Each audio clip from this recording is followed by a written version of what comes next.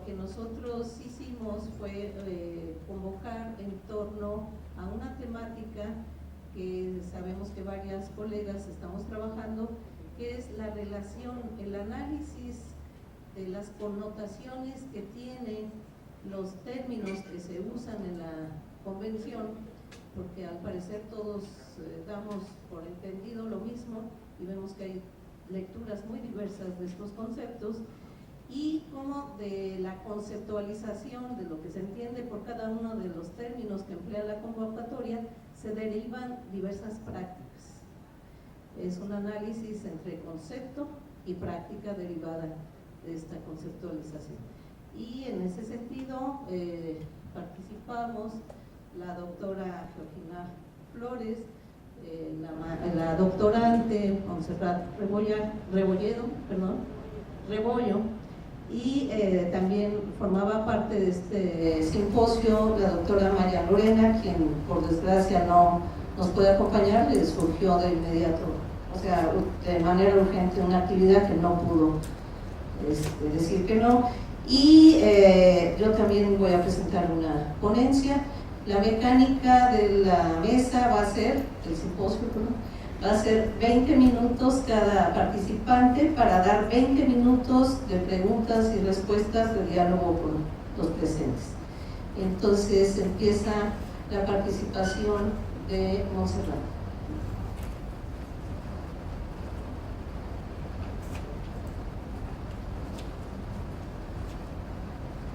Hola, ¿qué tal? Buen día a todos y gracias por estar aquí. Para mí es un gusto y un honor estar compartiendo esta mesa, antes que nada porque tanto la doctora Amparo Sevilla como Georgina Flores pues son mis maestras y para mí es un gusto poder compartir esta mesa. Bueno, pues vamos a empezar a dar la exposición. Ese es el título de mi trabajo, la gestión cultural alrededor de los procesos de patrimonialización de expresiones de PCI. En la actualidad, un tema central en el campo de las políticas culturales es el patrimonio cultural inmaterial, también conocido como intangible o vivo. Refiere a la búsqueda de respeto, reconocimiento y valoración de las expresiones culturales vivas, creadas y recreadas por las diversas culturas del mundo. Incluye aquellas manifestaciones cuya valoración se expresa en la capacidad de reavivar las identidades, atributos históricos, artísticos, valores compartidos y, claro, la memoria colectiva. A través de los recuerdos, las evocaciones, los afectos, los sentimientos colectivos y las prácticas que se reproducen en el día a día. A su vez, el patrimonio inmaterial es una forma de expresar las capacidades de los practicantes de una cultura para conservar, recrear, reinventar, innovar y gestionar sus expresiones culturales, adecuándolas a nuevos contextos. Las expresiones culturales consideradas patrimoniales pasan por un proceso llamado patrimonialización. Es decir, es un proceso de producción de significados profundamente relacionado con el contexto de producción y reproducción, por medio de la cual las comunidades, los grupos humanos y por ende los individuos le otorgan particular relevancia o importancia a ciertos elementos de la cultura. Entender la patrimonialización como proceso nos hace pensarlo en términos lineales como único. Esto no es así. Un proceso de patrimonialización se construye a partir de diversos procesos que son dados desde diversos actores sociales, que intervienen de manera activa y pasiva, de la característica de estar en constante movimiento, en la articulación de significaciones, intereses, apropiaciones, posicionamientos, valoraciones que responden a cambios intrínsecos de la práctica viva de una cultura. Los procesos de patrimonialización no pueden verse o analizarse o entenderse de manera aislada, sino a partir de conocer los perfiles de los actores sociales que hacen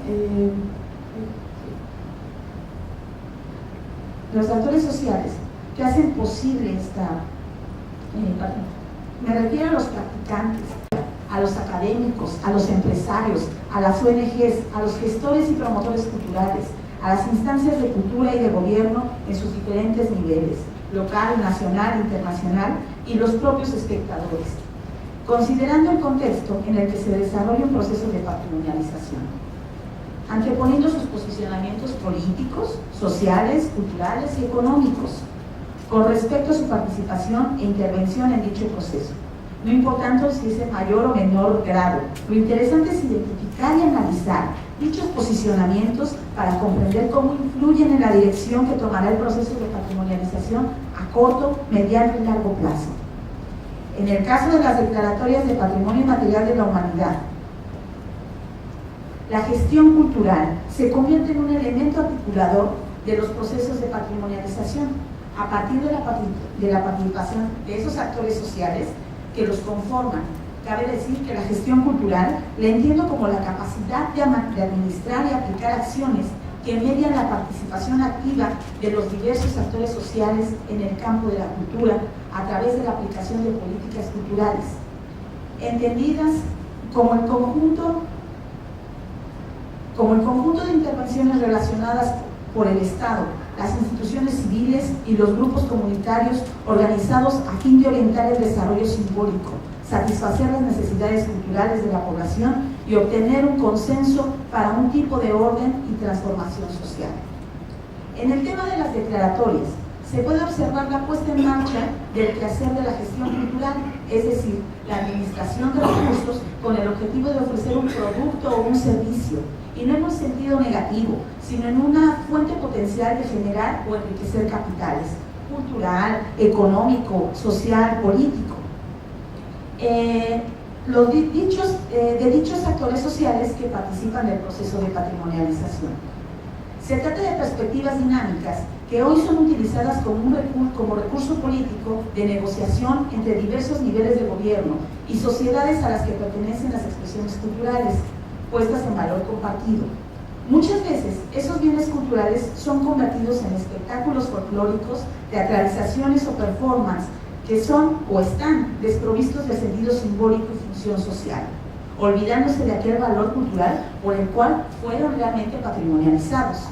Lo anterior no lo menciono en un sentido peyorativo, al contrario, considero que el espectáculo, el folclore y la teatralización y el performance tienen un lugar y su mérito como acción y creatividad social, y elementos que permiten la propia vitalidad y dinamismo característico del PCI. Sin embargo, una expresión cultural no puede convertirse en solo eso, un espectáculo, en donde muchas veces es visto como el recurso para la salvaguarda del patrimonio vivo. Dimensiones valorativas que hoy han sido trastocadas bajo el discurso justificado de vivir en un mundo globalizado que alberga un mercado global, en donde todo tiene un costo monetario, un título de propiedad, dinámicas en las que también están siendo direccionadas las expresiones vivas de la cultura. Pareciera que los procesos de patrimonialización vinculados a las declaratorias están resultando excelentes laboratorios de experimentación para generar estrategias de gestión de parte de todos los actores sociales involucrados, sin que necesariamente ellos lo sepan o llamen así, ocasionando efectos de diferente orden, de la que de una u otra manera influyen durante todo el proceso de patrimonialización. Por ejemplo, los practicantes de la cultura han tenido que empaparse del quehacer de la gestión sin ser gestores de profesión, tareas que en muchas ocasiones han redireccionado sus vidas cotidianas, generando un distanciamiento de sus cargos comunitarios o afianzándolos de sus ambientes laborales, provocando entrar a nuevas formas de vida. Los jóvenes han estudiado carreras que de alguna manera contribuyen a la ejecución del plan de salvaguarda. Lo anterior sin necesariamente enjuiciarlo como un bueno o malo, pero sí como vistos como efectos. En el caso de los académicos, por ejemplo, han tenido que ampliar sus campos de investigación y de acción para hacer que su trabajo contribuya a las labores de gestión que realizan o interesan a los practicantes, para dar solución a los retos que traen las declaratorias, investigaciones que pueden inducir a la puesta en marcha de las políticas públicas.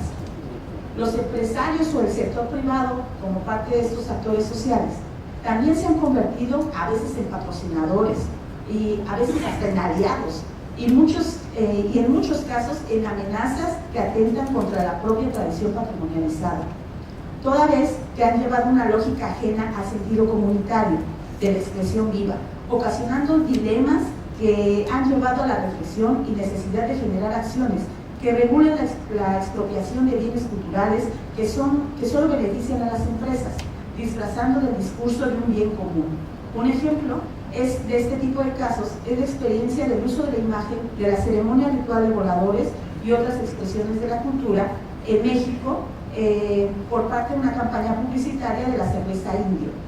De la cerveza Indio perteneciente a la cervecera Cuauhtémoc Moctezuma Heineken, quien en el 2016 lanzó una convocatoria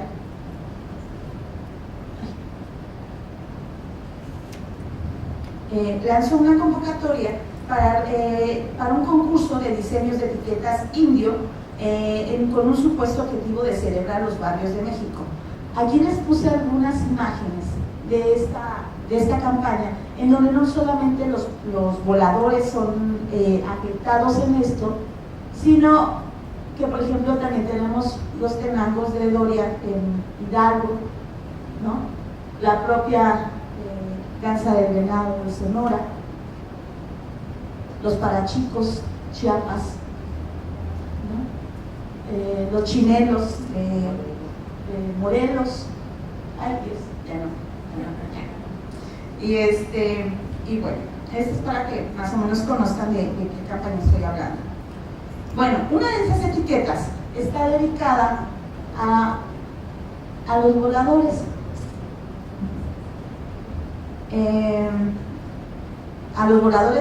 y específicamente a los de Papantla, Veracruz. Ignorando que Papantla no es el nombre de un barrio, sino de un municipio, de una cabecera, y la imagen de dicha etiqueta muestra el personaje de la cerveza Indio disfrazado de volador, aludiendo a la expresión cultural de manera irresponsable al no haber solicitado ningún tipo de anuencia a los portadores y practicantes de la ceremonia ritual. Dicho lo anterior, los diversos grupos de voladores se mostraron indignados y acusaron a la cerveza Cuauhtémoc Moctezuma de daño moral a su cultura, pues dicen sentirse ridiculizados y ofendidos y discriminados toda vez que dicha campaña publicitaria asocia la ingesta de alcohol con quienes practican la ceremonia de voladores. Situación que no puede pasarse por alto, ya que dentro de su código cultural, la transmisión de los valores a nuevas generaciones forma parte medular de la tradición del ser volador, apelando a que el reconocimiento como patrimonio cultural y material de la humanidad de ninguna manera está invitando a mercantilizar la expresión cultural. Es muy importante reiterar que nunca fueron consultados ni fueron con consentimiento para la utilización de esta ceremonia por parte de alguna instancia oficial ni de la empresa solicitada, la cual está lucrando como un elemento central de la identidad. El Consejo de Voladores se pronunció para manifestar su inconformidad y exigen el respeto de sus derechos culturales, solicitando a la cervecera retirar de inmediato el uso de la imagen de voladores de la campaña publicitaria de cerveza Indio. Solicitan se ofrezca una disculpa pública a los practicantes de la ceremonia ritual ante los medios de comunicación masiva, así como llegó el impacto de la propia campaña. En caso de que existiese una indemnización por el daño moral a su cultura y el lucro de su imagen, esto sería destinado a la compra de materiales y confección de trajes y equipos de vuelo de las escuelas comunitarias de niños voladores. Porque pareciera que esta lógica es casi imposible, pero pongámonos a pensar, ¿qué pasaría si el Consejo de Voladores hubiese decidido unilateralmente utilizar la imagen de la cervecera sin consultarla? El caso lo expongo para abrir la reflexión en torno a preguntarnos por qué los voladores se encuentran desprotegidos ante una situación así, cuando se supone que las declaratorias coadyuvan a su protección. Entonces, ¿ser patrimonio no es garantía de salvaguarda? ¿Dónde están todos esos actores sociales que iniciaron con ellos y que están participando del proceso de patrimonialización? ¿A quién se deben dirigir los practicantes de la cultura para exigir respuestas ante las amenazas de su patrimonio? Ser patrimonio de la humanidad es sinónimo de estar a disposición de la libre administración y decisión de otros actores sociales que así lo consideren. Los practicantes no tienen la capacidad de agencia para decidir inclusive con quién negocian su cultura. Estas y otras interrogantes me hacen pensar cuál es el destino de las políticas y la gestión cultural alrededor de los procesos de patrimonialización, que tuvieron como objetivo la obtención de una declaratoria o aquellas experiencias que continúan el camino anhelado por conseguir. Nada más para cerrar, les comento que en el caso, por ejemplo, de los voladores, se ha tocado, como lo compartió Narciso en la plenaria del día martes, se han buscado varias instancias que den respuesta a esta arbitrariedad y sin embargo no hay quien nos responda, ¿no?, ante esta situación. Lo que nos estamos dando cuenta de ese vacío institucional y legal para poder responderles y proteger de estas amenazas. Recientemente se entregó un escrito a la Secretaría de Cultura con copia a la CDI y a Derechos Humanos, de cual tampoco no ha habido la respuesta más que de Derechos Humanos, diciendo que es obligación de la Secretaría de Cultura atenderlo y que sería el mejor de los contextos toda vez que se está normando la Ley General de Cultura, y podría ser un caso que pudiera ser a manera de ejemplo para que las autoridades estuvieran en disposición de incluirlo dentro de la manera de normar este tipo de acciones. Yo ahí lo dejo para que podamos seguir platicando en las preguntas y respuestas. Gracias. Muy buenas tardes, o casi tardes. Voy a hacer una breve repaso y reflexión sobre estos procesos de patrimonialización que estamos trabajando y que la mesa intenta abordar justamente en las prácticas que se desatan a raíz de esos procesos de patrimonialización de nivel UNESCO, ¿sí? El trabajo que voy a presentar es una reflexión teórica, pero también sustentada en una investigación que realizo a raíz de la declaratoria de la Pirecua, que es el canto que tradicionalmente se hace en las comunidades purépecha y que a la fecha pues no hay ni consulta ni plan de salvaguarda que respalda esta declaratoria. Muy bien, pues es patrimonialización, salvaguarda y mercado global de la diversidad cultural. Desde mi perspectiva, tanto el concepto de salvaguarda como el de patrimonio nos remite necesariamente al ámbito institucional, o como señala Laura Jane Smith, el discurso oficial del patrimonio, pues aunque pareciera que las acciones que se realizan desde el ámbito comunitario, sea urbano o sea rural, forman parte o pueden formar parte del mismo proceso para la recreación de la cultura y realmente difieren en muchos sentidos. Por ejemplo, los agentes del ámbito comunitario, cuando hablan del resguardo o recreación de sus prácticas culturales, muchas veces utilizan palabras como defensa o resistencia cultural.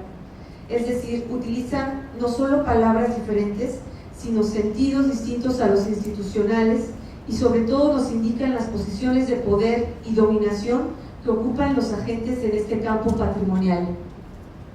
Partiendo de esta premisa, me enfoco principalmente en los significados que se atribuyen desde el ámbito institucional a la salvaguarda y las prácticas que se han generado en México en el contexto de la globalización cultural a través del mercado neoliberal, en donde el turismo, la turistificación del mundo, es uno de sus importantes puntos de apoyo.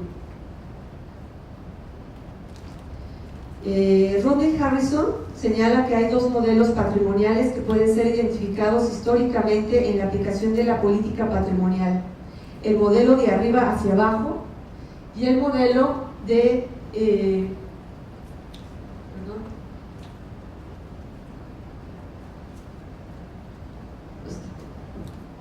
el modelo de arriba hacia abajo y el modelo de abajo hacia arriba. En el primer discurso oficial del patrimonio se orientan las acciones hacia la producción y la reproducción de la industria del patrimonio, es decir, se promueve al patrimonio cultural con fines económicos y su fin es lograr el entretenimiento de la población considerada un público consumidor de cultura. A este modelo le preocupa poco o nada la educación o la construcción de una mirada crítica del pasado. El proceso de salvaguarda o conservación radica en las instituciones y los expertos y las empresas bajo sus propios objetivos. El segundo modelo, el patrimonio cultural, se ha visto como una acción social, es decir, el de abajo hacia arriba, orientado a la recreación de las identidades de nivel comunitario y se opone radicalmente al modelo anterior.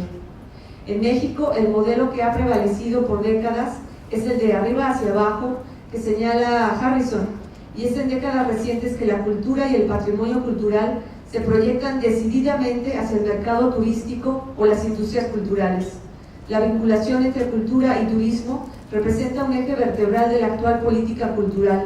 Cultura y turismo resultan un binomio que parece inseparable e incuestionable. A través de su publicación, Patrimonio Cultural Inmaterial y Turismo, Salvaguardia y Oportunidades, la Coordinación Nacional de Patrimonio Cultural y Turismo afianza y difunde el proyecto neoliberal de la cultura. Para la coordinación, el turismo se presenta como una ventana de oportunidades que generará recursos económicos para las comunidades a partir de la explotación económica de su patrimonio cultural inmaterial, es decir, fiestas patronales, danzas y músicas tradicionales, comidas y otras expresiones culturales. Por su parte, la Dirección de Patrimonio Mundial del Instituto Nacional de Antropología e Historia promociona ciertos sitios arqueológicos e históricos en su página de internet y promueve visitas guiadas dentro del denominado turismo cultural. El discurso institucional en México suele destacar los aspectos positivos del turismo, enarbolándolo como un medio de desarrollo económico, pero lo más complejo aquí, a mi manera de ver, es que también lo asocia a la salvaguardia del patrimonio. Así, turismo y salvaguarda se fusionan y se presentan como una relación obvia y consecuente.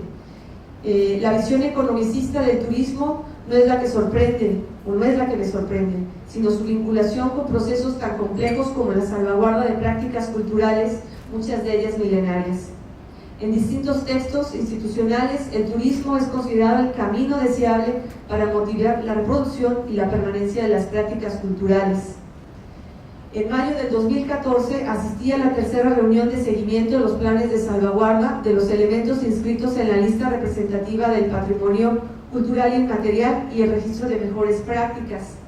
En esa reunión, coordinada por la Dirección de Patrimonio Mundial del INAH, se encontraban grupos de personas de las comunidades cuyas prácticas habían sido declaradas Patrimonio de la Humanidad, funcionarios de instituciones de turismo y de cultura y de distintos centros INAH del país.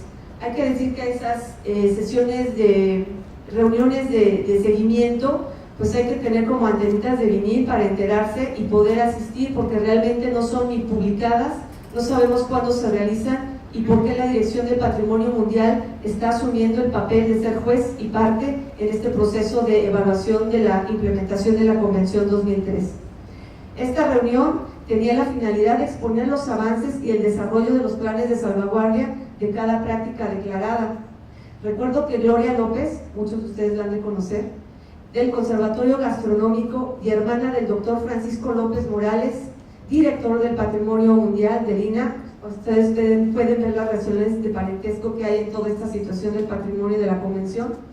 Con papel protagónico abordó y argumentó acerca de las bondades de la cultura como motor para el desarrollo y la generación de recursos económicos para el país. Habló, por ejemplo, de lo importante que sería poner la comida mexicana en mesas de manteles largos en restaurantes de Francia, por ejemplo. También señaló que no se podía culpar al turismo de que, por ejemplo, el pescado blanco se hubiera acabado en el lago de Pátzcuaro. Los turistas no se comieron todo el pescado, ¿verdad?, preguntó irónicamente a la reunión. Recuerdo también que en una intervención que hice sobre los efectos negativos de la turistificación de la cultura, Edalí Quirós, subdirectora de Patrimonio Inmaterial, con voz autoritaria afirmó: es hora de cambiar la forma de pensar sobre el turismo. La preocupación que me surgió en ese momento es que estas afirmaciones fueran planteadas por personas que tienen a cargo la preservación y recreación del patrimonio cultural de nuestro país, pero sobre todo en muchas comunidades y regiones del país. El turismo es considerado una forma de agresión, de violencia contra su cultura y contra sí mismos. No obstante, para nuestras instituciones de cultura y turismo son un binomio inseparable y es a través del denominado turismo cultural que el patrimonio inmaterial cobra significado y sentido como un producto turístico. A continuación voy a exponer algunos fragmentos de una entrevista que hice a Carlos Ávila Pedraza, subsecretario de Desarrollo Turístico en 2014 de la Secretaría de Turismo del Estado de Michoacán. Bueno, aquí está toda esta parte de cómo se pone a la venta el patrimonio. Un destino como Michoacán, me dijo en ese momento, tiene una gran fortaleza con el turismo cultural, entendiendo como turismo cultural una actividad que el propio visitante puede aprovechar cuando visita un destino como Michoacán, que mantiene 4 etnias vivas, en donde nos ha dado una gran oportunidad a algunas comunidades de poder acceder a esta historia ancestral y poder compartir con ellos muchas de las celebraciones que tienen. Esas celebraciones son pretextos para que el turista haga turismo cultural, haciendo el aprovechamiento de todos estos fenómenos sociales que se dan en el estado y que tienen que ver particularmente con la pirecua, con las danzas, con los olores, con los colores, con los ritos de carácter religioso.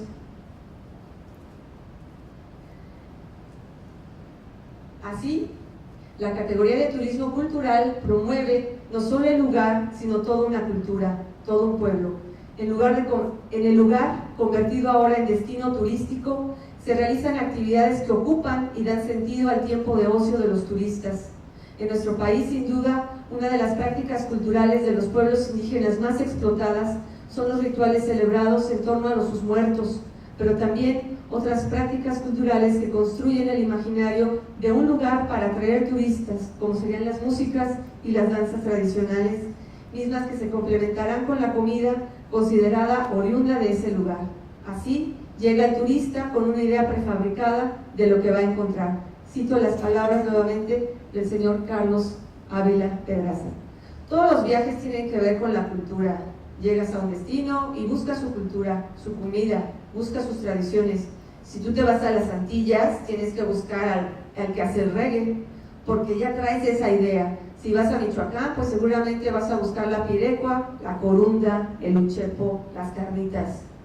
Las secretarías de turismo toman como modelos de venta turística las propuestas existentes en otros países, por ejemplo, países de Europa como España, e inventan rutas a lo largo de un territorio. En este caso, en el caso michoacano, el Camino de Santiago de España ha servido como referente para la creación de la Ruta Don Vasco. Cito nuevamente al señor Carlos Ávila. Toda la Ruta Don Vasco ha tenido beneficios tangibles. Quizá nos ha faltado la parte de la venta dura que estamos comenzando a hacer, es decir, la comercialización, la venta del producto, la venta de la ruta, porque hay rutas en el mundo como la ruta del Camino de Santiago que se puede hacer en partes, sea en bici, moto o caminando. Lo que queremos es que la Ruta Don Vasco se pueda hacer así, en partes. Hay varios circuitos. Si el punto de partida es Uruapan, pues te vas a Pomacuarán, Nurío, Cocucho, Charapan, Zacán y Angahuan. Y tienes un circuito que viste todo. Los mejores cielos historiados, los mejores artesanos, los retablos más maravillosos, las capillas, las artesanías, el Paricutín, el volcán más joven del mundo, y si tienes suerte te encuentras algún evento de danza o música. Todo eso ya un atractivo. Y si te toca alguna celebración, entonces vives la celebración realmente como es una celebración, porque te dan esa oportunidad de que tú participes con estricto apego y respeto a la tradición. Aquí lo que falta es que lleguen más turistas. Estos proyectos turísticos pueden despertar esperanza y optimismo en algunos habitantes de las comunidades que serán incluidas en la ruta turística, en este caso de Don Vasco. Sin embargo, las condiciones sociopolíticas y de seguridad que se viven día a día en las comunidades purépechas, y no solo ahí, sino en todo el país, son muy diferentes. Carreteras y transporte en mal estado, inseguridad, bloqueos, bloqueo de caminos, violencia de Estado contra las comunidades, etcétera, a las que se pueden sumar y que son definitivamente diferentes a lo que sucede en Europa. Como vemos, la retórica turística está empapada de un optimismo burocrático que busca además ser convincente y legitimarse ante la sociedad, promoviendo la idea de que todos ganan con el turismo. Nuevamente cito al señor Carlos. El turismo en términos generales derrama. El turismo genera desde que te metes a una casa y compras artesanía directamente con los artesanos, los puntos de cruz, las tienditas, los refrescos, las barritas, Cuando se genera hospedaje, a los hoteleros, los turistas también comen, consumen en todos lados, la artesanía, las papas de la esquina, el churro. Ojalá todos los hoteles estuvieran llenos, porque eso a su vez derrama hacia una serie de actores importantes. El empresario genera trabajo a camareros, recamareras, recepcionistas, proveedores indirectos, quien vende jabón, quien vende toallas, quien vende flores, jitomates, y te vas bajando a un segmento que incluye a los creadores de la pirecua, siempre y cuando ellos quieran involucrarse en el tema de la comercialización de un producto tan importante como es la pirecua.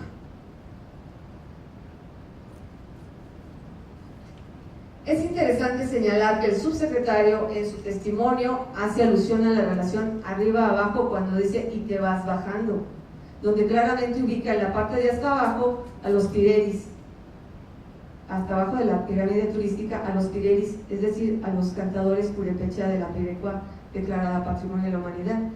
Pero la idea de pirámide no solo nos permite ver esta parte, sino nos permite ilustrar y evidenciar que son muy pocos los que están arriba y una enorme cantidad de personas las que están abajo. Sin embargo, poco se dice además acerca de las grandes diferencias entre las ganancias del dueño de un hotel y las de una recamarera. Mucho menos se hablará de las condiciones laborales que tienen las personas que se sumen como fuerza de trabajo en la industria turística, que no está por demás decirlo, es una de las que ofrece los empleos más precarios. En la política cultural del ámbito internacional tenemos a la Convención 2003. Las críticas a esta convención han sido muchas y de distinta índole, desde el propio concepto de patrimonio inmaterial. La lista representativa de la convención, al destacar ciertas prácticas culturales, las convierte en fetiches para su promoción turística en el plano internacional. En el ámbito institucional mexicano, las declaratorias de la UNESCO se consideran muy importantes para la promoción de un lugar, ya que permiten una promoción diferenciada como producto de alta calidad. Nuevamente, las palabras de Carlos Ávila Pérez. Si hay una gran diferencia con el tema de los nombramientos de la UNESCO, porque estos sí impactan de manera muy importante. Impactan básicamente porque toma un contexto diferente el tema de la promoción. Con los nombramientos tú logras dos cosas muy importantes: incrementar de manera muy importante la promoción y por lo tanto convertirla en un atractivo más para los turistas que llegan a Michoacán. No hay duda, a partir de que tienes un nombramiento la gente dice ¿por qué? Todas las variables positivas que puedas sumar hacia un destino inciden, llaman la atención y generan curiosidad en el turista para saber por qué. De esta forma, la Convención 2003 ha desatado tanto a nivel nacional como internacional una intensa contienda entre los gobiernos, sobre todo entre los países que tienen bajos niveles de visibilidad global, por inscribir cuantas prácticas culturales les sea posible en la lista representativa. Un concepto altamente defendido por los funcionarios de las instituciones dedicadas al patrimonio cultural, por lo menos en las mexicanas, es el de la visibilidad. Una declaratoria de una práctica, ante todo, permite que se vea alrededor del mundo. No obstante, vale la pena preguntarnos, ¿visibilidad ante los ojos de quién? ¿De qué manera se hacen visibles las prácticas culturales? ¿Por qué medios y con qué fines? Sin duda, uno de los procesos simbólicos y políticamente más complejos de las instituciones que las instituciones han configurado en décadas recientes es unir al mercado turístico con el proceso de salvaguarda. A pesar de que la Convención en ninguno de sus artículos menciona la palabra turismo, ¿cómo se ha llegado a lograr esa unión de discursos y prácticas? Sin duda es un proceso ideológico en el sentido de Marx, que no acaba de ser interesante de analizar. Yo me pregunto, ¿por qué no solo se promueve el turismo de un lugar y ya? ¿Por qué es necesario justificar este mercado con los procesos de salvaguarda? Algunos autores y funcionarios, sin duda, están convencidos de que son procesos interdependientes y que se necesitan mutuamente. Sin embargo, la mayoría de las evidencias de investigación demuestran que la turistificación de una práctica cultural y de una cultura, al final, acaba minando sus significados comunitarios e identitarios. Hay muchos cabos sueltos con la Convención, problemas de fondo y de forma, pero si algo está claro con esta política internacional es que las listas no han hecho sino intensificar la puesta en venta del patrimonio de las comunidades que han defendido a capa y espada. como más acertadamente dice la antropóloga brasileña Regina Abreu, la puesta en venta de las diferencias culturales. La convención debe cambiar y las listas deben desaparecer. Muchas gracias.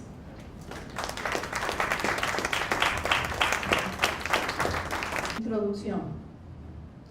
La amplia y controvertida noción de patrimonio cultural puede ser entendida en un primer momento como un constructo social derivado de diversos intereses políticos y económicos. Se trata de un término que ha sido acuñado principalmente por instancias gubernamentales encargadas de elaborar y poner en puesta en marcha programas para el manejo de las herencias culturales. Con base en tal noción se ha efectuado la patrimonialización de diversas expresiones culturales que se catalogan como patrimonio cultural inmaterial, en adelante PCI, a partir de la Convención de la UNESCO del 2003.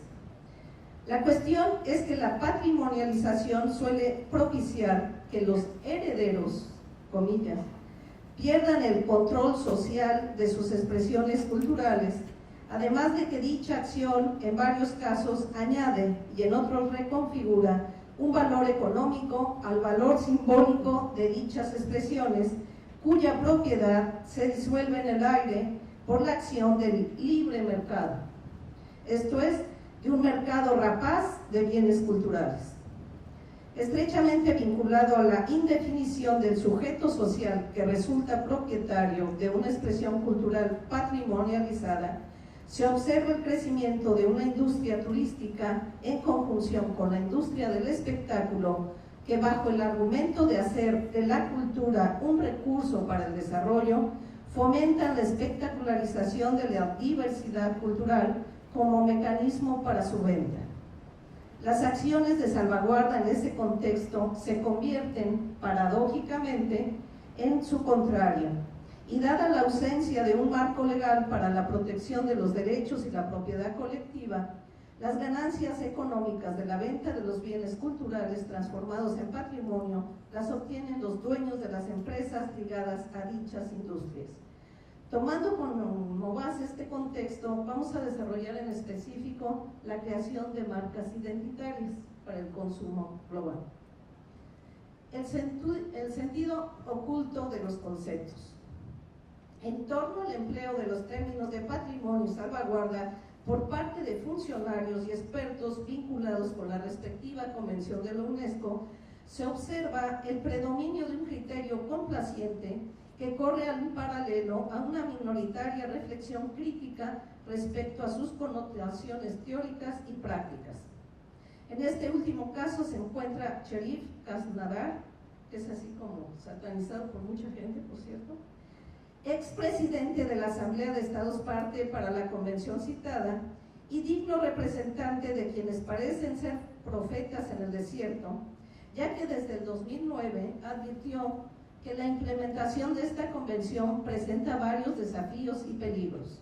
Por ejemplo, en el caso de la lista representativa, vaticinó, lo cito, el remedio urgente propuesto puede resultar peor que la enfermedad. Las culturas incluidas en listas clasificadas, protegidas, con comillas, y museificadas, o sea, cosificadas, se transformarán en atracciones turísticas. Incluso el beneficio económico que los pueblos que detentan este patrimonio esperan obtener será rápidamente monopolizado y aplastado por las multinacionales de la globalización. Por desgracia, su pronóstico se está cumpliendo y la forma en que ello se lleva a cabo tiene en común la transformación de marcas identitarias en marcas publicitarias de símbolos identitarios para el mercado global, proceso en el cual se utilizan otros conceptos claves como visibilizar y poner en valor, los cuales son integrados a las políticas culturales sin reparar en el lado oscuro de los efectos que han generado su aplicación.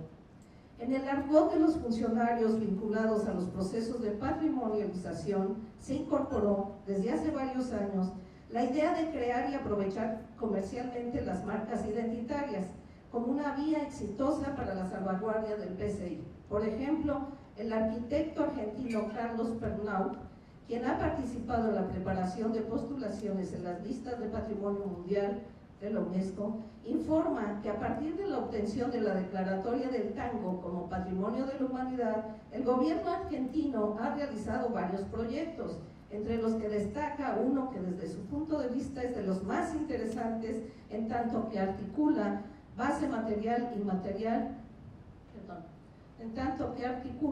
la iniciativa privada con las políticas públicas mediante la fundación de una fundación que se llama Industrias Culturales Argentinas, comillas, institución que se ha propuesto recuperar, preservar, poner en valor y difundir la cultura tanguera y los objetos que son expresión de ella.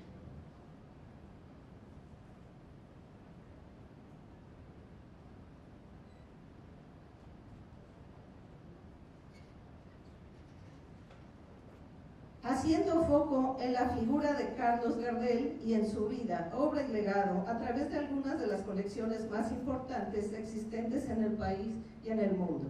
Para ello, la Fundación generó una iconografía apoyada en los diversos aspectos de su vida y es hoy una marca identitaria de la cultura rioplatense, nos informa el arquitecto. Bueno, la pregunta es, ¿por qué hay tantos arquitectos, verdad? Es una excelente parte en esto del PCI.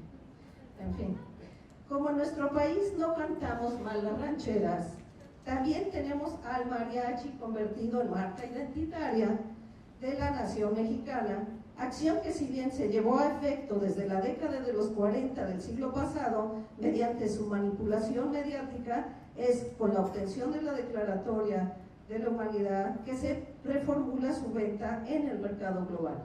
Dicha meta incluyó su incorporación a la cadena de valor integrada por otros dos reconocimientos provenientes también de la UNESCO, el paisaje agavero y la charrería. Base material e inmaterial del circuito turístico en manos de empresas privadas que, en el caso del tequila, son de capital transnacional. Podría sonar descabellado pensar que la creación de cadenas de valor es en sí misma reprochable. Sin embargo, es ineludible advertir las consecuencias negativas que tal acción tiene en el campo cultural. Desde la óptica empresarial, el mariachi es concebido como un objeto de venta. No se trata de los sujetos sociales, esto es los mariachis, sino de un activo, un recurso disponible para la oferta turística. Lo que importa desde la lógica comercial es el sonido que produce este tipo de agrupación musical y no quienes lo producen. Tal cosificación del bien cultural se ha plasmado en una iconografía del objeto que reproduce los estereotipos fabricados por la industria del espectáculo. Dentro de esa visión empresarial, es frecuente que las acciones… ¿Qué pasa aquí? Ya.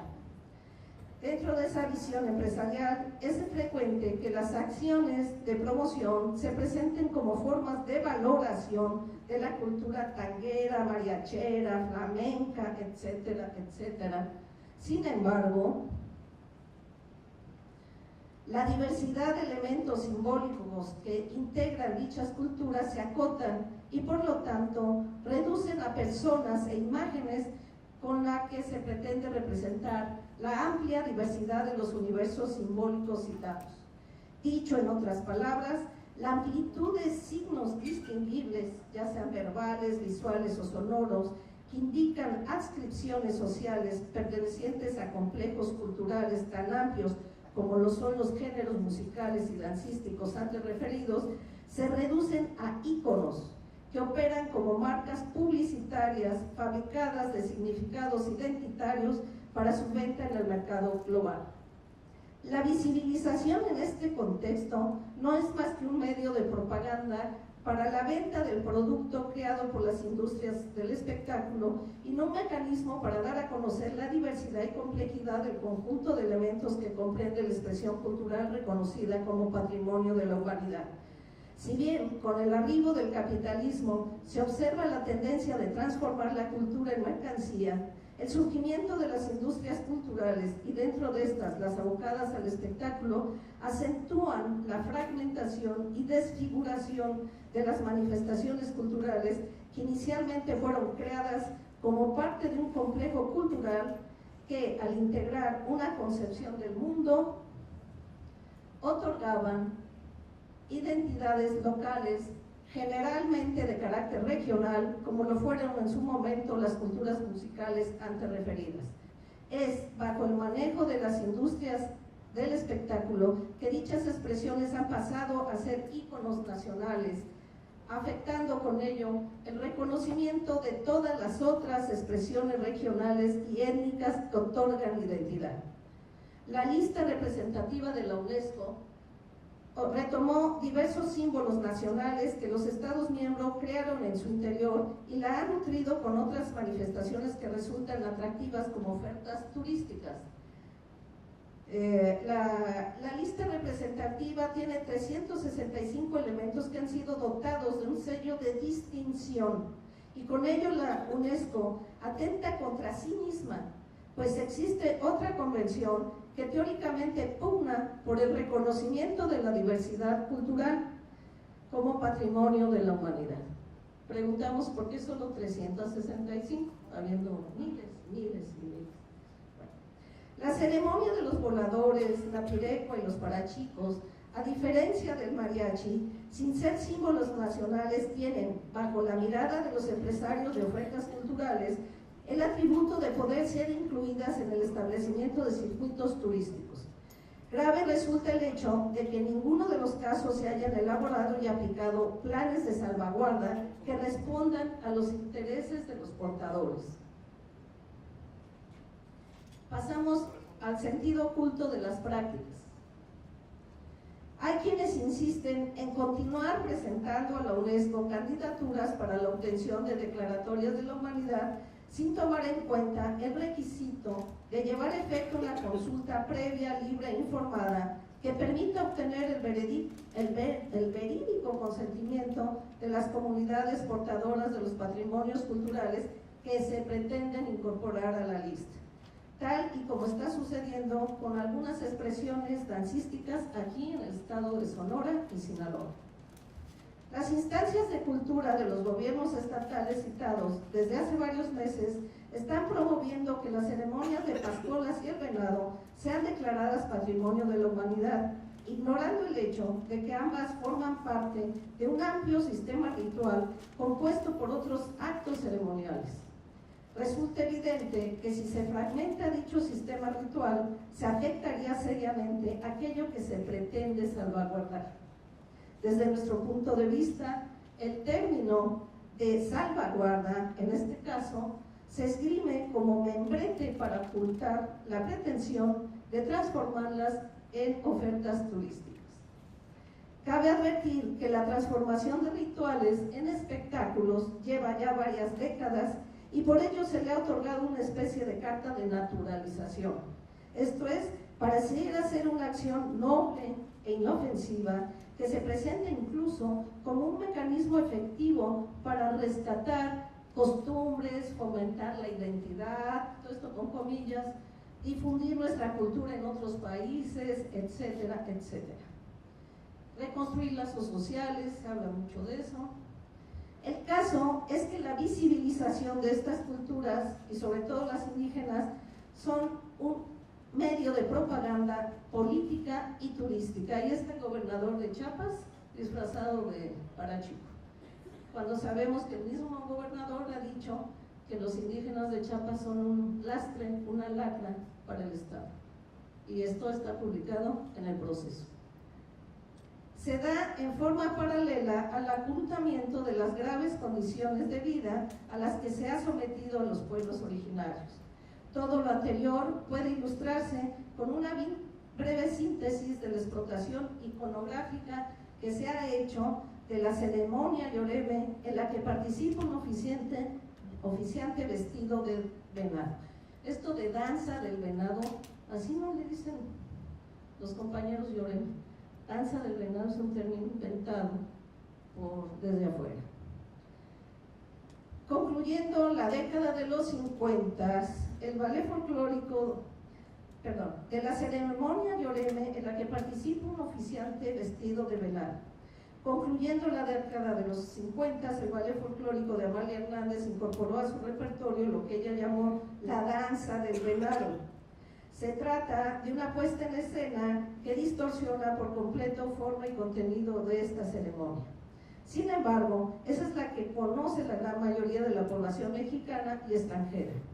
A partir de entonces se crea el estereotipo para la producción de varios objetos en las que se utiliza la imagen del danzante venado, siendo en la actualidad uno de los íconos representativos del estado de Sonora, por lo que su uso es infaltable en la promoción turística y política. A ello se debe que durante el gobierno del ahora encarcelado Guillermo Padres Elías se llevara a cabo la construcción de un parador turístico en Lomas de Guamúchil con el objeto de que los miembros, estoy citando, de la tribu yaqui puedan ofrecer sus artículos y platillos artesanales, como también el espectáculo de sus ceremonias. Afirmó quien en ese entonces fuera el titular de la Secretaría de Infraestructura y Desarrollo Urbano del Estado de Sonora, institución responsable de la obra. El mismo funcionario informó en el 2011 que cambiaron la estatua del danzante que había antes en dicho lugar por una de 38 metros de altura para, cito, que sea una de las más grandes de la República Mexicana y así darle el lugar que les corresponde a las etnias asentadas en Sonora. Subrayó el exfuncionario. Contradiciendo la argumentación anterior, se dio el hecho de que en ese mismo año, en el 2011, Guillermo Padres Elías autorizó la construcción del acueducto Independencia, la cual sigue operando, no obstante que la Suprema Corte de Justicia de la Nación emitió una sentencia en la que se reconoce la violación del derecho a la consulta a los yaquis. Por luchar en contra del citado acueducto, varios yaquis fueron apresados. A ello se agrega la lucha de los habitantes de Bacu en contra de la construcción del gasoducto Agua Prieta, perteneciente a Innova, filial mexicana de la compañía estadounidense Sempra Energy, la cual pretende atravesar 80 kilómetros del territorio yaqui, a pesar de que el último fallo del tercer tribunal colegiado ordenó la suspensión total de la obra. Los yaquis se oponen por el riesgo de una explosión de metano que afectaría a 15,000 habitantes y además porque, otra vez, no se realizó la consulta previa libre e informada. Mientras esto sucede, algunos funcionarios del gobierno estatal han expresado su interés no tanto por resolver el conflicto, sino más bien por impulsar la candidatura de lo que ellos llaman la ceremonia de pastolas y venado. Ellos lo llaman así, para la obtención de una declaratoria de la UNESCO como Patrimonio de la Humanidad.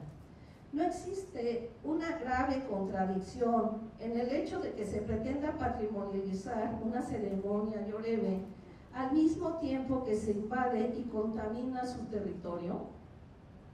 Por cierto, hay un video que se hizo de la ceremonia que fue copatrocinado por una empresa canadiense que está atentando contra los pueblos originarios. La explotación indiscriminada de los recursos naturales ha puesto en riesgo la integridad de los territorios indígenas y con ello la sobrevivencia de las culturas de los mismos pueblos. Se trata de un capitalismo de rapiña basado en la acumulación por despojo mediante el saqueo de los recursos naturales que impulsa la mercantilización de bienes comunales, naturales y culturales. En la defensa del territorio, los pueblos indígenas defienden su cultura y el sentido de su existir, es decir, su identidad en cuanto a pueblos, y por ello la expoliación territorial significa con frecuencia la destrucción cultural y el etnocidio. Estamos hablando de etnocidio. En una plática con un funcionario cuyo nombre no viene al caso mencionar, me comentó que una forma de lucha de los pueblos originarios de los estados de Sonora y Sinaloa es lograr el reconocimiento de sus tradiciones culturales. La pregunta a nuestro interlocutor es, ¿qué se entiende por reconocimiento? ¿Quién decide cómo, cuándo y qué cosas se debe reconocer? Reconocimiento es sinónimo de visibilización. ¿Para qué visibilizar un ritual que es valorado por la propia comunidad? Visibilizar las ceremonias rituales no contraviene su salvaguarda. Se ha demostrado aquí cómo están afectando los parachicos, una ceremonia invadida por el turismo, seriamente afectada. Por ejemplo, hay muchos otros ejemplos. En conclusión, la visibilización de las expresiones culturales pueden ser un arma de doble filo. ¿Estoy terminando? Hasta la fecha en nuestro país, esta se ha dado mediante procesos de cosificación, fragmentación y desfiguración de las expresiones culturales debido a su explotación económica y política. Al mismo tiempo que se evita la visibilización, reconocimiento y el ejercicio de los derechos humanos en general y de los derechos culturales de carácter colectivo en particular. Esto quiere decir, se visibiliza la expresión cultural para explotarla turísticamente, pero se invisibiliza los conflictos que se están generando por el despojo de sus territorios. Muchas gracias.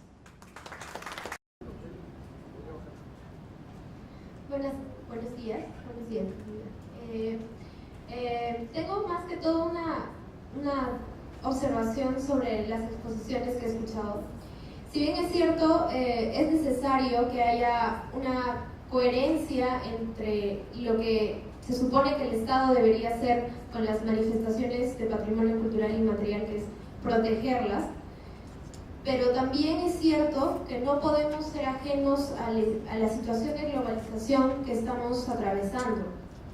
Yo veía en las imágenes de una de las ponentes la fotografía de la Barbie con el traje de charro, ¿no? Y es cierto, o sea, puede generar estereotipos, pero creo yo que también representa una forma, tal vez, no sé si tan respetuosa, pero creo que una forma para que nuevas generaciones puedan acceder, puedan insertarse poco a poco en el conocimiento de estas manifestaciones. Cuando veía el tema de los mariachis, yo ya he visto de que esta figura no solamente es parte de México, sino que ya se ha ido insertando en otras culturas a nivel internacional. Por ejemplo, en Perú, creo que en casi todos los cumpleaños de las personas mayores se llevan mariachis. No sé si serán los mariachis, y yo creo que definitivamente no son los mariachis originales que se conocen acá, pero son muy apreciados, y eso es también gracias a la globalización. Ahora, claro, es cierto, ya se ha vuelto un servicio, se ha vuelto una cuestión mercantilizada, digamos, pero creo que también sería bueno establecer qué parámetros podríamos hacer para que esta globalización no termine de afectar, pero que tampoco aísle la cultura de otras comunidades, de otros espacios, de otras personas.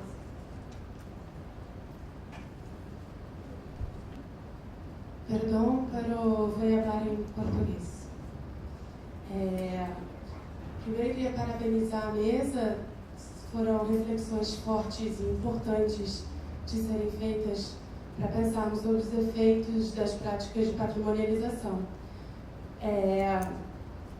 A questão do mercado, ela está desde o início da discussão, para a construção da convenção, para a construção das políticas locais, e ainda assim não conseguimos encontrar instrumentos eficazes de lidar com isso na prática.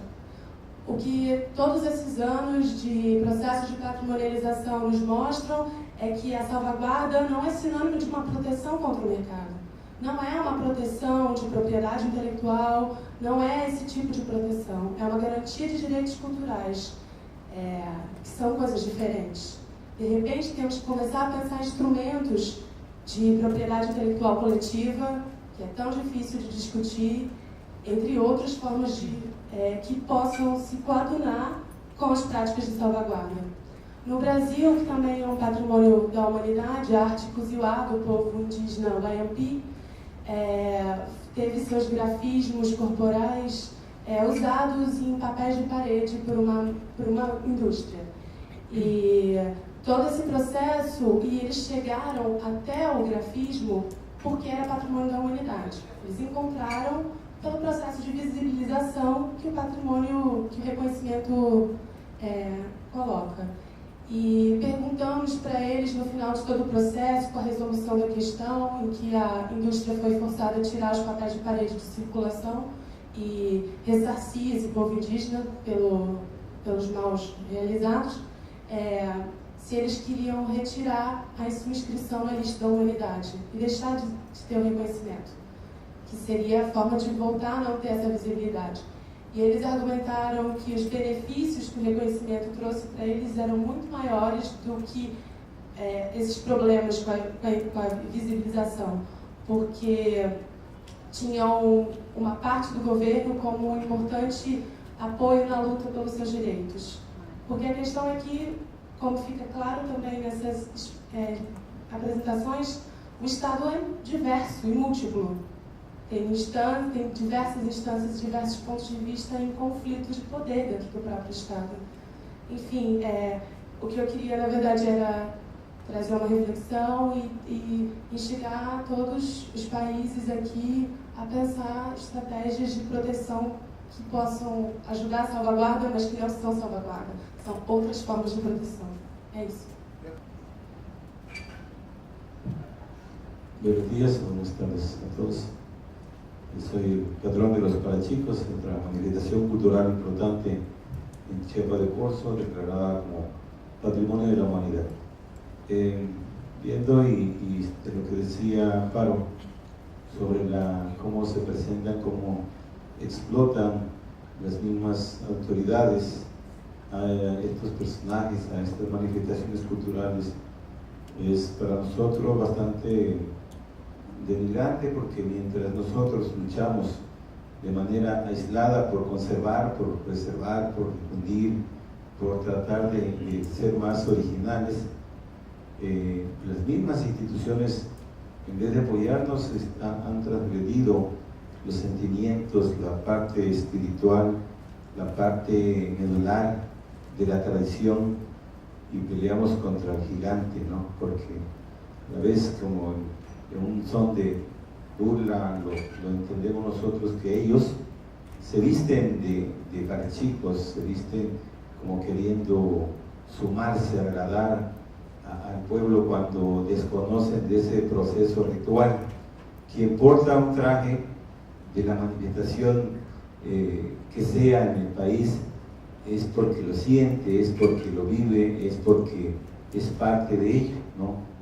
Entonces creo que cuando alguien porta una vestimenta, un traje regional o algo, es porque se quiere identificar con algo, ¿no? Pero cuando uno se identifica es porque vamos a sumarse a hacer un bien común. Si yo no soy parte de esa manifestación, tengo que ver primero, estudiarla, verla, cuáles son sus sentimientos, sus orígenes, sus valores, su forma de ser y su forma de pensar. Entonces en ese momento me voy a apropiar y me voy a poner esa vestimenta, ese traje, para ser parte de ellos y sentir lo que sienten ellos. Pero si no es así, lo consideramos nosotros como una burla. Eso para nosotros es lo que sentimos allá. Imagino que cualquiera de los que portan el traje sienten lo mismo. Y cuando vemos que aparecen en un espectacular con una marca X, y que cuando vamos nosotros les decimos, oye, ¿qué está pasando? No, estamos promocionando tu cultura, tu manifestación cultural. O sea, no, contrario, ellos están colgando de ello para poder subir la mercadotecnia que tienen para hacer afianzar el comercio. Y creo que es ahí donde nosotros estamos luchando, pero tocamos con pared. No podemos.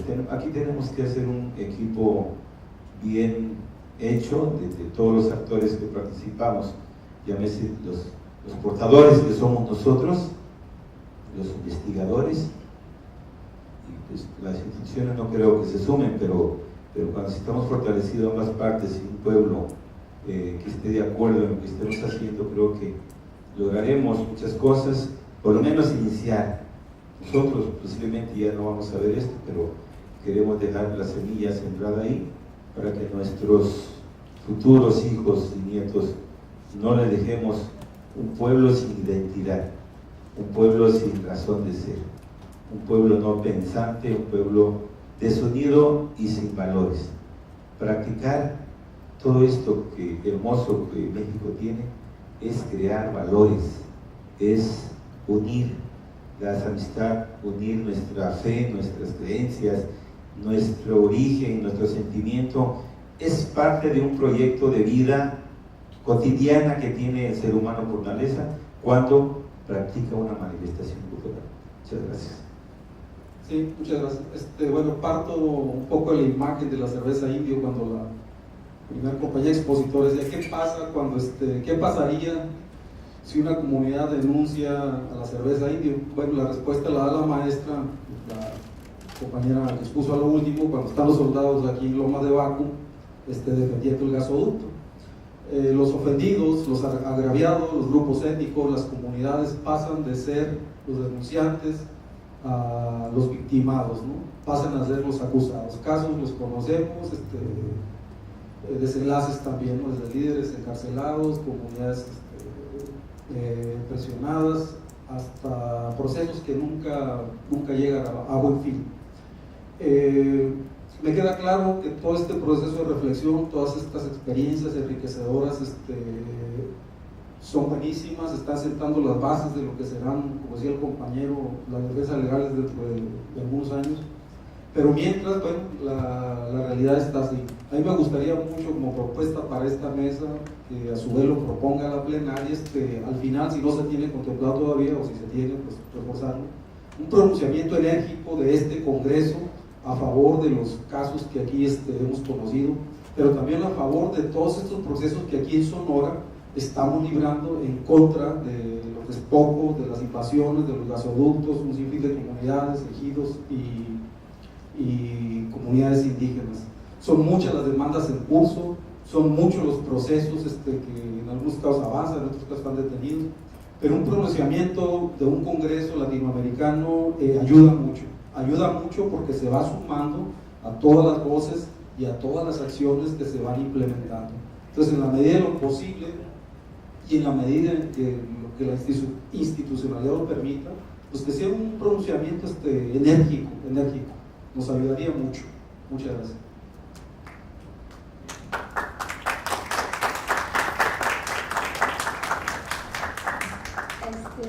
Yo quisiera comentar como enfatizar ese análisis que hizo la maestra Georgina sobre cómo está organizado el turismo de manera vertical y que casi siempre los beneficiarios son pues las empresas, los hoteleros, y que en la base, o sea, entre la gente de la comunidad no hay mucha derrama económica en realidad, y más bien hay segregación, ¿no? de las poblaciones, porque también ahí se tiene que analizar esta parte de que entran los pueblos mágicos y se piensa en limpiar a las comunidades, ¿no? Como que se embellece lo céntrico y se segrega a la comunidad en realidad. Allá en Michoacán, por ejemplo, Pátzcuaro, que es un pueblo mágico, hay grupos de pireris de ahí de la región del lago que han querido como cantar pireguas en el centro de Pátzcuaro y pues no los dejan, ¿no? O los ven mal, o los corren los restaurantes bonitos, y entonces ahí, aunque quieran vender su canto, o sea, no se les permite. Las artesanas han dicho, pues sí vienen turistas y todo, pero no compran, nada más ven, nos ven y ya, preguntan y se van, no compran. O si luego tienen productos, comida así de pescado, los charales fritos, no sé, cosas que lo chepo o así, y no quieren comer los turistas, que porque les hace daño la comida de acá. Entonces también ahí es como ver esa parte, esa otra conexión que se hace con la declaración de la comida tradicional, y lo que está haciendo es de que está también limpiando los alimentos, ¿no? Como que lugares específicos donde pueden consumir los turistas, y finalmente pues se sigue segregando, agrupando, o no sé, en familias concretas que dan ese tipo de recursos, de apoyos, y toda la demás población pues sí seguimos viviendo en la violencia, en este caso en Michoacán, ¿no? Donde el narcotráfico se está metiendo a las comunidades, donde los chavos se drogan, hay más alcohol, hay más violencia, y estas familias son a veces las que sí defienden el turismo, pero porque son los directamente beneficiados. Gracias. Bueno, cerramos la lista.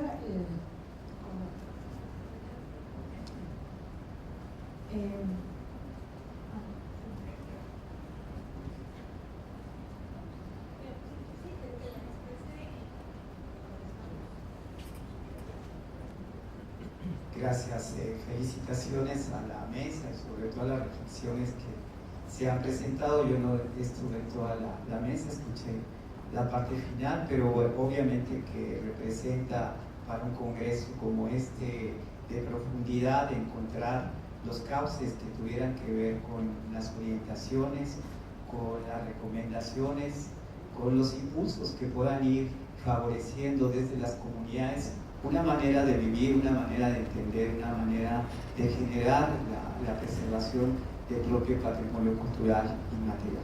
Desde allí yo destacaría que el Congreso, como tiene su propósito, pues es un espacio de intercambio de experiencias, es un espacio que lo hacemos especialistas, que lo hacen las comunidades, que lo hacen las instituciones, que lo hacen los funcionarios, que también tenemos cargo y que tenemos una función dentro de nuestras instituciones, y que en ello creo que nos da la posibilidad en esta diversidad de poder aprender, de poder identificar elementos que desde lo que representan las políticas públicas o desde lo que representan las metodologías o acciones que están llevando a cabo en las experiencias podamos enriquecer, podamos impulsar, o que podamos encontrar entre nuestras propias expresiones y entre nuestros propios impulsos de mejoramiento lo que pueda representar la vida de este patrimonio cultural y material. Y en ello destacaría, yo aprendí dos cosas ayer, que escuché un planteamiento de Cristina Amezcua, que hace una valoración de cómo el patrimonio cultural y material, en la visión que representa para toda su gestión, está determinado por diferentes momentos y diferentes actores, diferentes agentes sociales y diferentes intereses. Y en ese sentido es muy importante reconocer y valorar lo que representa como proceso, lo que representa en sus momentos y lo que representa en las diferentes posturas en las que la gestión de este patrimonio cultural implica la propia comunidad, implica las diferentes posturas que hay dentro de las comunidades, implica las diferentes posturas en términos de política pública o en términos de la presencia gestiva o académica que tienen que ver con estos procesos. Y en ello creo que nos da sobre todo la pauta para poder dimensionar desde dónde estamos generando una postura y una visión acerca de este tema. El otro aspecto que también me parece muy importante, que ayer decía Carlos Villaseñor, es cómo hablamos de salvaguardia en torno a lo que representa el momento o las acciones que se hacen desde las comunidades, de las experiencias. Y él decía, quizá la salvaguardia está representando las formas y decisiones definidas desde las comunidades para tener control de la preservación de ese patrimonio cultural inmaterial. Y lo destaco porque me parece que sería muy importante también poder en un congreso como este, en un espacio como este, ir encontrando en algunas definiciones conjuntas o no conjuntas, pero sí aportativas de las experiencias, de lo que representan las buenas prácticas de lo que es la salvaguardia del patrimonio cultural y inmaterial. Sin duda, Este congreso está permeado por muchas de ellas. Sin duda también es un congreso que, como en esta ocasión, pues nos permita analizar los puntos críticos sobre los que tenemos que actuar. Solo rápido, en el caso del pronunciamiento, no es una idea que vamos a echar en saco roto, lo vamos a platicar en términos de cómo podemos generarlo en la clausura, a lo mejor con algunas reflexiones y participaciones que sinteticen esto que estamos, y a lo mejor pudiéramos reunirnos con los interesados. Y nada más, en el caso del primer comentario de la compañera, yo nada más te invitaría a reflexionar. Bueno, estamos en el mundo globalizado, que por ahí va mi participación, y pues pareciera que es de facto que nos toca vivir eso. Entonces yo nada más, lo único que sí te cuento es que no me van a dejar mentir ni los mariachis, ni los parachicos, ni los voladores, que pueden estar en esas marcas o pueden estar representados y a lo mejor entran otras dimensiones donde no nos, o sociedades donde no reconocen, ¿no? O ahora nos conocen por eso. Tendríamos que agradecerlo, y ese es el costo que tendría que pagar la expresión cuando no hay dinero a veces, y pregúntaselo a ellos, ¿no? Cuando a veces no hay dinero ni para seguir reproduciendo la propia tradición porque no se cuenta con ningún tipo de apoyo, mientras tanto otras instancias internacionales o más bien todas estas cadenas comerciales sí están generando una serie de recursos que sigue haciendo crecer su marca, y a ellos ningún tipo de beneficio, ¿no? Bueno, muy brevemente, gracias por sus comentarios. Evidentemente nos vamos a quedar, y también estoy de acuerdo con este pronunciamiento. Nos contaban ayer que Sonora tiene más de 300 y pico minas aquí a cielo abierto, y vienen otras 300 más. Entonces, creo que una verdadera muestra de amor al patrimonio inmaterial es que el gobierno y el Estado mexicano prohíban la minería a cielo abierto. Eso sería de verdad que lo creyéramos que va a ser algo a favor de los pueblos y de su gente. Eso es una exigencia que debemos tener. Y la compañera de Brasil decía otras formas de salvaguardar, otras formas de hacerlo. Mira, la convención tiene varias palabras ahí inscritas como investigación. Yo soy investigadora de la UNAM, de la Universidad Nacional Autónoma de México, y no hay un recurso extra, no hay nada que ha llegado más allá de lo que normalmente tenemos como recurso para investigar. Entonces, todo se ha ido enfocando hacia una difusión turística y un uso político. Realmente las otras partes de la convención y que pueden ser realmente, que pueden beneficiar realmente, no están siendo atendidas por los gobiernos. Entonces, por eso estamos en esta crítica tan frontal, porque desde la propia institución académica no vemos ni siquiera que pueda haber un financiamiento extra o que lleguen plazas nuevas de trabajo para etnomusicólogos, ¿no? Tenemos 4 músicas en la lista y no hay algo que realmente permita generar un proceso de investigación para una salvaguarda pues más diagnosticada, pensada y evidentemente con la mano de las comunidades. Pero evidentemente esto es un camino cuesta arriba. Bueno, yo tan solo quiero decir que la mesa de ayer en el conversatorio que se dio, un funcionario de Sinaloa informó que en Sinaloa ya se va a patrimonializar la danza del venado. También comentó que no sabe qué opinan al respecto quienes lo practican, pero que ya se va a proteger. Esto yo lo notifiqué a compañeros que conozco y me pidieron que en esta mesa dijera públicamente que no se hizo la consulta previa, libre e informada a la cual están obligados. Se los notifico. Y también me mandan un mensaje que dice: reunión del comité académico, asunto, recepción de propuestas para la próxima sede del Congreso. O sea, ¿quién quiere para la próxima? Viernes 10 de noviembre a las 10 horas, Teatro Emiliana. Muchas gracias por estar aquí.